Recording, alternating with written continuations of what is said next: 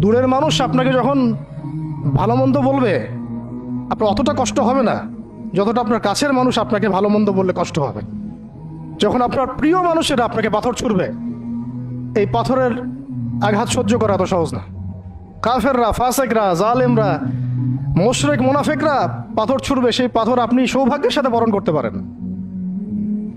সেই রক্তক্ষরণে আপনার কষ্ট হবে না।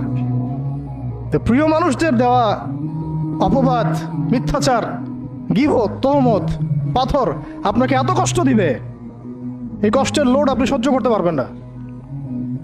আর যদি আল্লাহ পাক আপনাকে সহ্য করার ক্ষমতা দিয়ে দেন, ইনশাআল্লাহ আপনি এমন ব্যক্তি হবেন যে ব্যক্তির হাতে আল্লাহ রাব্বুল আলামিন ইসলামের ঝান্ডা উঠাই দেবেন ইনশাআল্লাহ।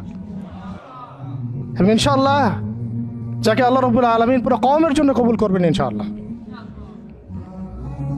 এবং পুরো শক্তি আপনার সামনে একদিন না একদিন পরাজয় বরণ করবেই।